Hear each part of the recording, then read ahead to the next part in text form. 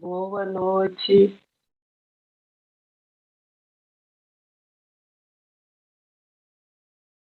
Boa noite. Esse é o nosso quinto vídeo de um cronograma de 6. É um minicurso Preparação Básica para o Mercado de Trabalho e Empreendedorismo. O tema de hoje é áreas e sub-áreas do conhecimento. Inicialmente, gostaria de propor para vocês uma atividade.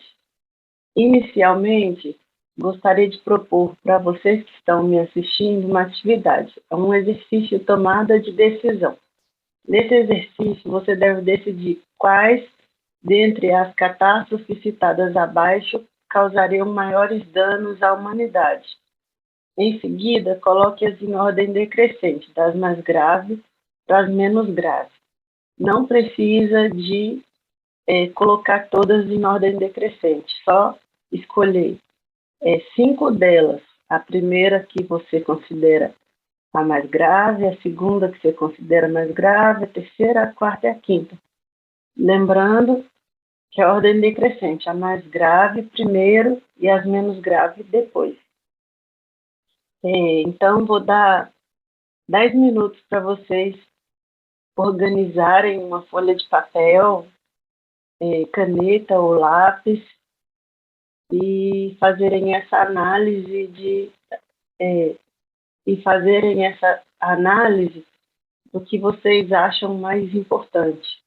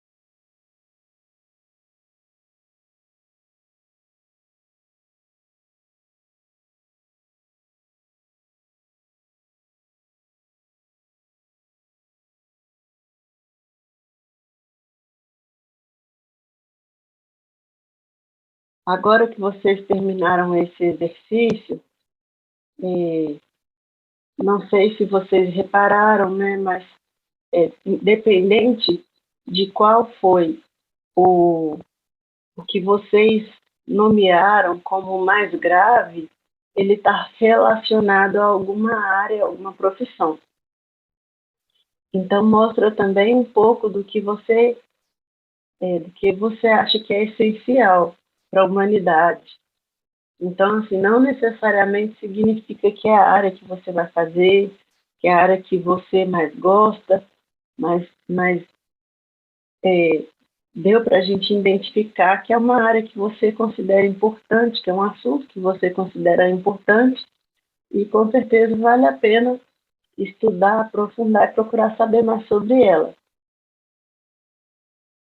Agora vamos falar sobre o Museu de Artes e Ofícios, que tem aqui em Belo Horizonte, para quem mora aqui na região, ou tem a oportunidade de conhecer, vale muito a pena, porque por meio, né, dessa visita ao museu, vocês conseguem ver a origem de várias profissões, por meio dos artefatos que estão lá, da história que o museu tem para contar.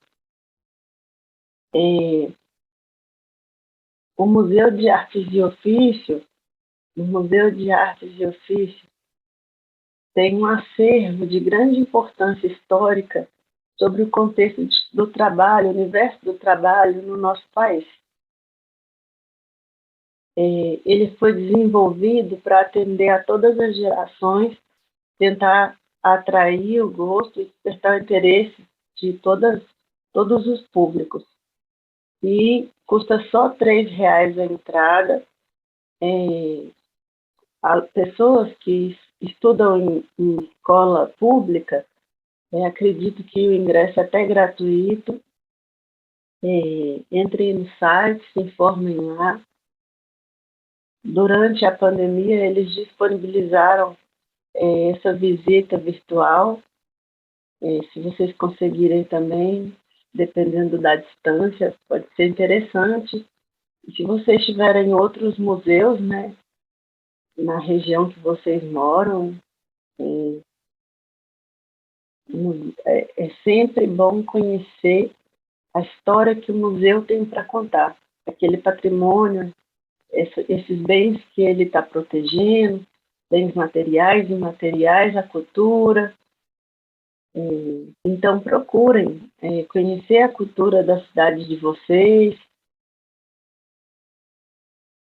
Agora que vocês já conheceram um pouco sobre o Museu de Artes e Ofícios, vamos entrar dentro da temática áreas e sub-áreas do conhecimento.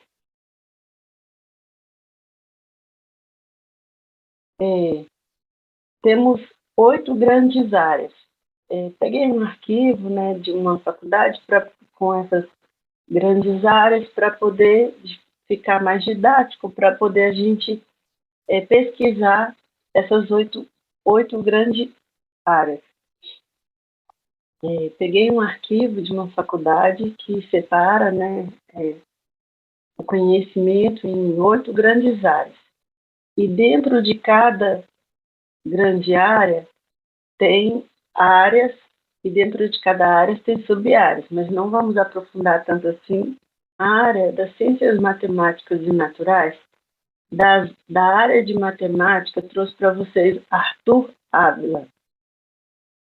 Ele é o primeiro brasileiro latino-americano a ganhar a medalha Fields, que é considerada o Nobel de Matemática. Ele sempre foi considerado prodígio na área de sistemas dinâmicos até 2005, que ele conseguiu provar por meio da matemática a conjectura dos 10 Martins. Ele é especialista em operações dinâmicas. Aí, como falei para vocês, dentro da matemática, que é uma área, tem outras sub-áreas. Dentro da probabilidade tem outras sub-áreas e assim por diante. Na grande área de engenharia de computação, temos essas áreas de engenharia e, é claro, várias sub-áreas, né, para poder conhecer dentro dessas áreas. Duas referências são os brasileiros Arthur Souza e Guilherme Napoli, que são funcionários do Facebook. Numa matéria que, se vocês procurarem, vocês encontram, né, aí na internet, vocês vão ver que um deles desenvolveu o MP3 com 14 anos. Na área de ciências biológicas, como referência, tem duas ambientalistas brasileiras contempladas com o Oscar da Ecologia. As duas cientistas brasileiras premiadas são Patrícia, que trabalha com a preservação das antas, e a Gabriela, que trabalha na defesa e conservação do mico-leão dourado. Elas são ambientalistas e aí tem outras áreas, biologia, genética. Vocês também podem fazer esse exercício de procurar e pesquisar profissionais dessas áreas que vocês têm interesse, áreas que vocês não conhecem muito, querem conhecer, para poder auxiliar nesse processo de escolha profissional. Na área de ciências médicas e da saúde, também temos várias áreas e as sub-áreas que não estão aí. Como referência em educação física e esporte, está aí nossa jogadora de futebol, Marta, né, que foi considerada a melhor do mundo por 5 anos consecutivos. Carlos Chagas, que foi um médico sanitarista e pesquisador brasileiro, dedicou-se aos estudos das doenças tropicais. Ele descobriu, né, a doença de Chagas, descobriu a malária, assim, que os estudos de Carlos Chagas auxiliaram muito, os estudos de Carlos Chagas auxiliaram muito também para o nosso contexto brasileiro, para o nosso país. Ele é uma excelente referência. Lendo a biografia dele, eu vi que a mãe dele queria que ele fosse engenheiro e ele é filho de fazendeiro, cafeicultor. Então, provavelmente, o pai dele queria que ele fosse cafeicultor, né? E a mãe dele queria que ele fosse engenheiro. E aí ele decidiu,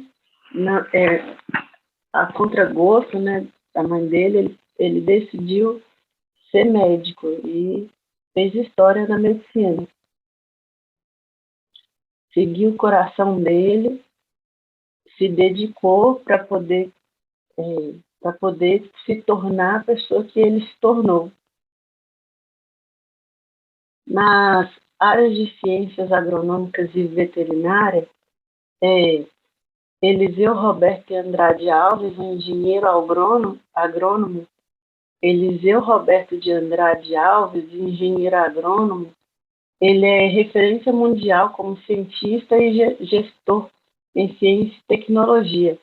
Ele formou-se em 1954 pela Universidade Federal de Viçosa, Minas Gerais, e participou do projeto de reforma de pesquisa agrícola do Ministério de Agricultura, que originou a Embrapa, da qual foi diretor e presidente até 1985. Claro, dentre outras conquistas que ele conseguiu na área dele, porque ele foi um pioneiro. Nas ciências humanas, trouxe para vocês a Ana Mercedes Bahia Bock e Silvia Lane. A Ana Mercedes Bahia Bock, ela é psicóloga e escritora, doutora em psicologia social pela PUC São Paulo, professora titular de psicologia social da Faculdade de Psicologia e professora do programa de estudos de pós-graduados em educação. A Ana Bock, um dos primeiros livros que, quando eu iniciei a faculdade, nos orientaram a ler, foi o livro dela, o livro Psicologias. E Silvia Lame, ela também é uma psicóloga, referência na área de psicologia social.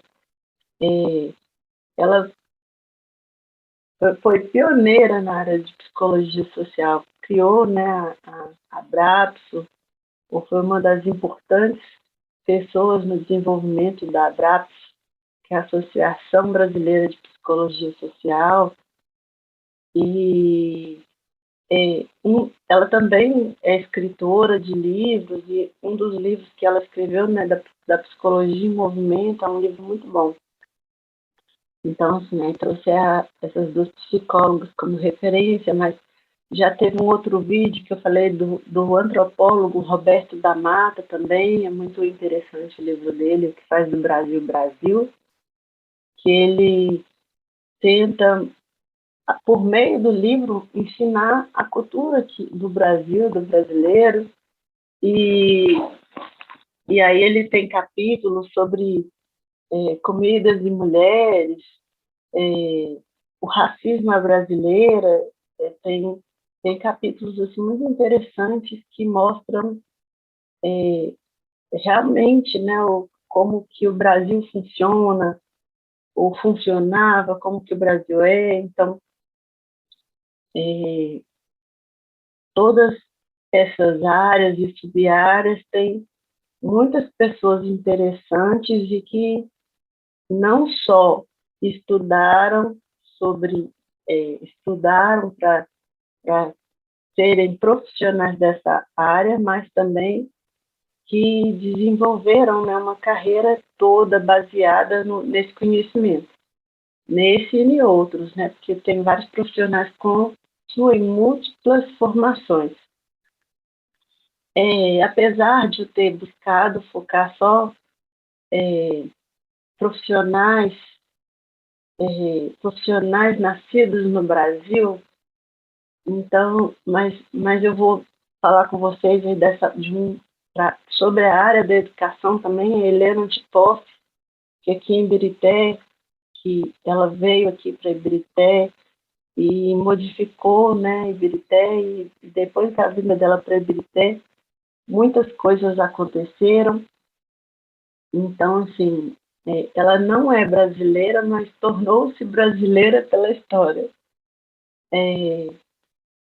Então, aí tem outras áreas aí também que, se vocês se interessarem, para vocês pesquisarem.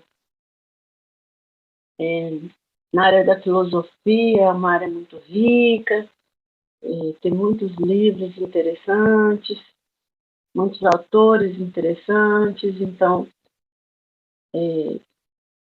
pesquisem também o que é do interesse de vocês.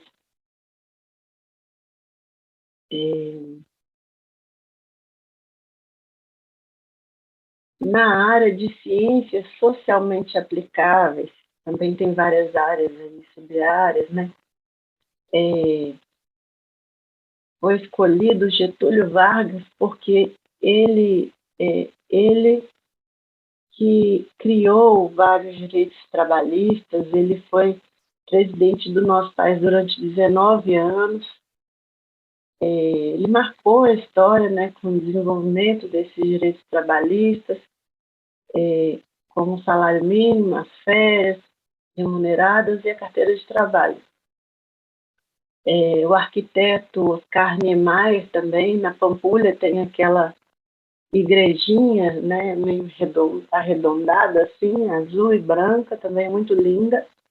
Então, Belo Horizonte tem a marca de Oscar Niemeyer, Brasília também tem, e outros lugares possivelmente também tem. Então, aí tem várias áreas interessantes, serviço social, economia doméstica, turismo. Procurem saber dentro dessas áreas que vocês têm interesse, que vocês gostaram, para poder pesquisar também outros profissionais, outras sub-áreas, formas de desenvolver a carreira nessas áreas que vocês gostaram.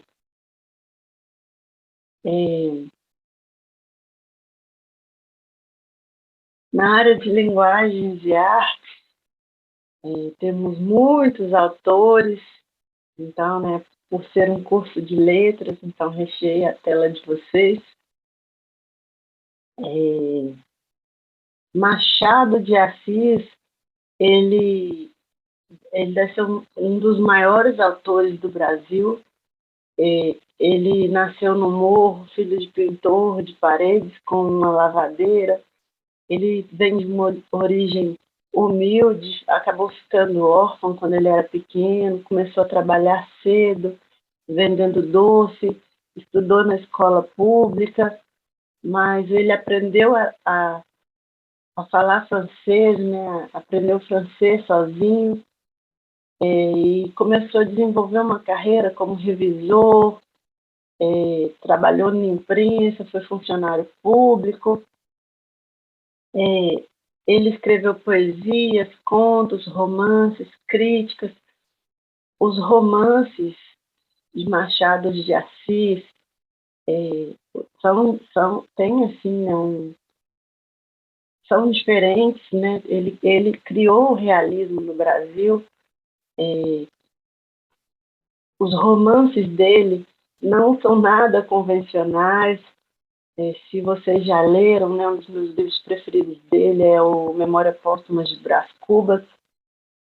Já vi vídeos, inclusive, também, né, no YouTube, fazendo uma análise crítica dos personagens. Então, assim, uma análise, né, do livro. Então, assim, quando a gente gosta, né, de algum autor, vale a pena aprofundar. Além de Memórias Póstumas de Brás Cubas, outros livros dele famosos são Quintas Borba, Dom Casmurro e muitos outros, né? Monteiro Lobato, quem nunca no Brasil, né? Não tem como no Brasil não ter assistido o Sítio do Pica-Pau Amarelo, teve várias versões, então ele também é um ícone da literatura brasileira infanto-juvenil. Lobato nasceu em São Paulo, foi alfabetizado pela própria mãe. Monteiro Lobato, ao longo da vida profissional dele, ele teve várias profissões. Ele foi promotor, ele foi jornalista, ele foi caricaturista, escritor. Ele tem uma riqueza, né, intelectual assim, muito grande nas obras dele.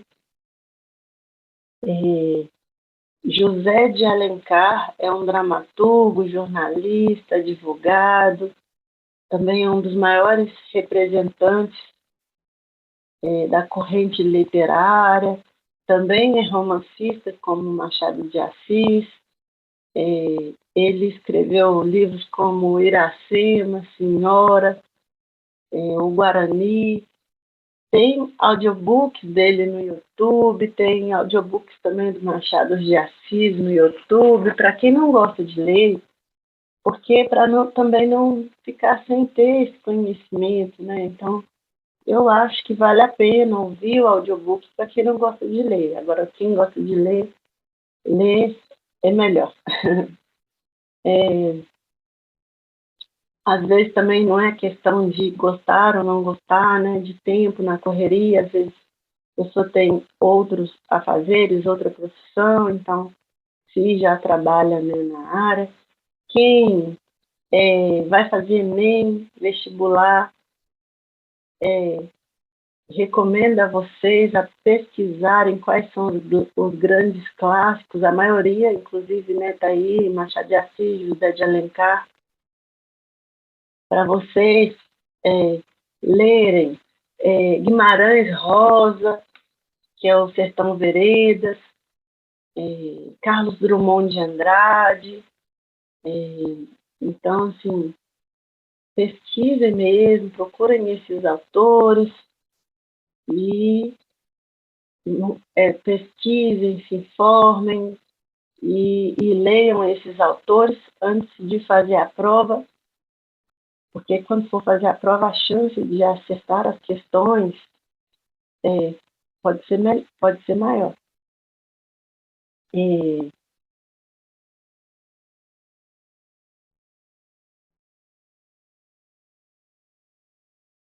Apesar de não ter uma mulher aí na imagem, né, mas Raquel de Queiroz também foi uma romancista, assim, tem uma história interessante. Ela foi a primeira mulher a ingressar na Academia Brasileira de Letras em 1977, escritora, jornalista, cronista, dramaturga. Jorge Amado, ele é um dos principais autores que as obras dele são modificadas para poder colocarem no teatro, no cinema, nas novelas. Então, as obras do Jorge Amado são obras geralmente assim, conhecidas, como Dona Flor e seus dois maridos, A Tenda dos Milagres, Tieta do Agreste, Gabriela Cravo e Canela. Ele tem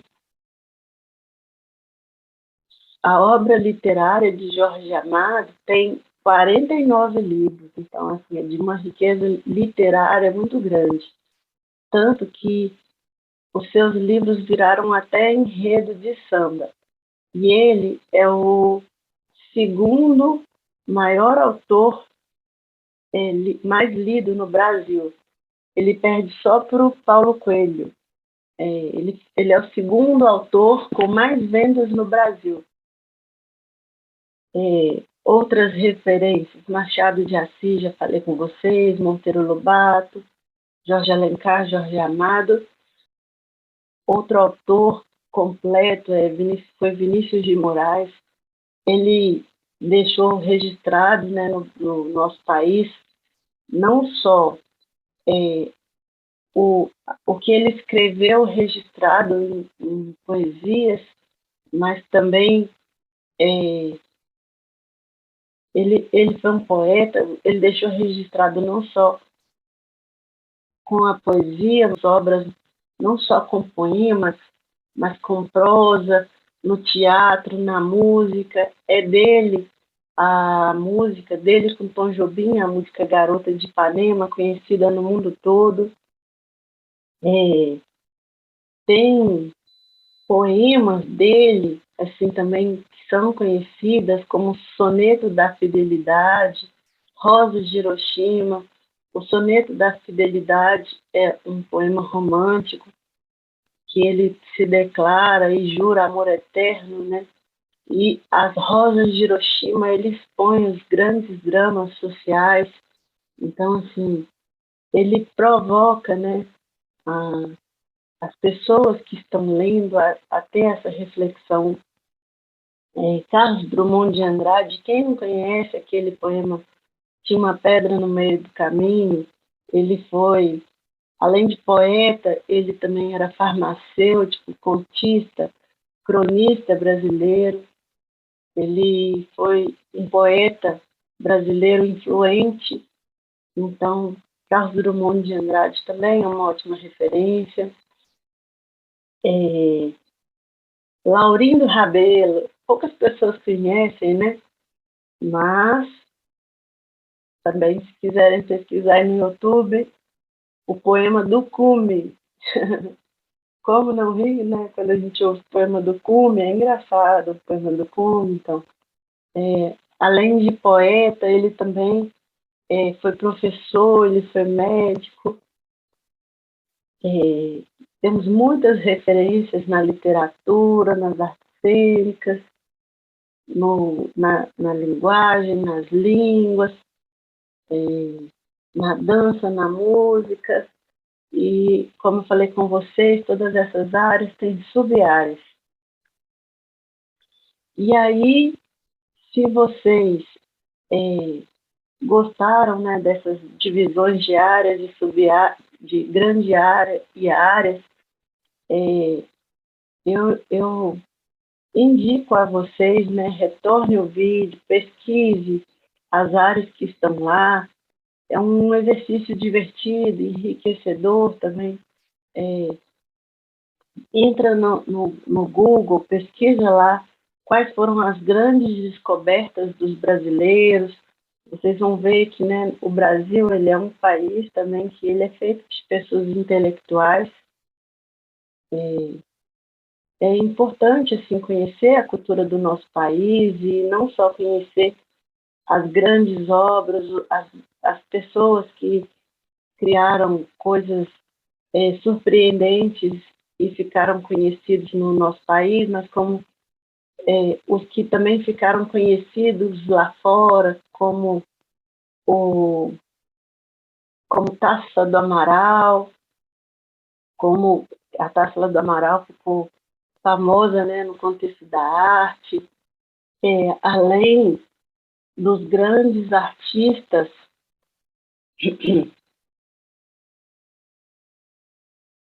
além dos grandes artistas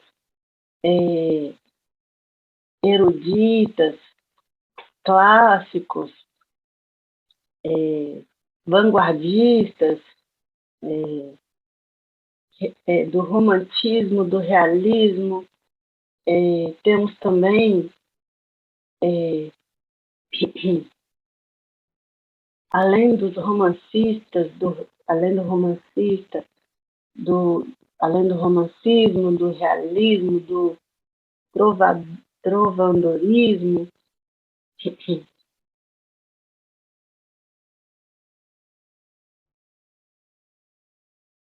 também é muito interessante, né? Artistas periféricos que escrevem sobre o sofrimento das classes desprivilegiadas. Também é interessante artistas, pessoas que envolvem com a literatura e com artes de artes periféricas, literatura periférica, que é desenvolvido pensando nas questões sociais do contexto que a gente vive, né, o Brasil. Então, retorne a esse vídeo, pesquise outras áreas. Garanto que é um exercício bem divertido e enriquecedor, que vocês vão aprender muito, não só sobre o Brasil, mas sobre todas as áreas. Espero ver vocês no próximo vídeo. O próximo vídeo a gente vai trabalhar as etapas de carreira e a ressignificação profissional. Aí nas etapas de carreira, o início da carreira, quando a pessoa está querendo desenvolver a carreira, está começando a caminhar, como é que é esse início de caminhada, até um período que a gente chama de estagnação, que pode ser depois de um tempo na carreira e a pessoa, né, cansou, perdeu o romantismo, ou quando chega a aposentadoria e a pessoa precisa de encontrar outras formas, né, de se identificar enquanto pessoa e profissional e ressignificar a vida delas por outras atividades. Então a gente vai abordar, então eu vou abordar sobre as etapas de carreira e ressignificação profissional no próximo vídeo. Espero que vocês me assistam. Por favor, só, só são 3 horas no total. Ainda dá tempo de se inscrever no canal, curtir, comentar. Aguardo vocês no próximo vídeo. Até breve.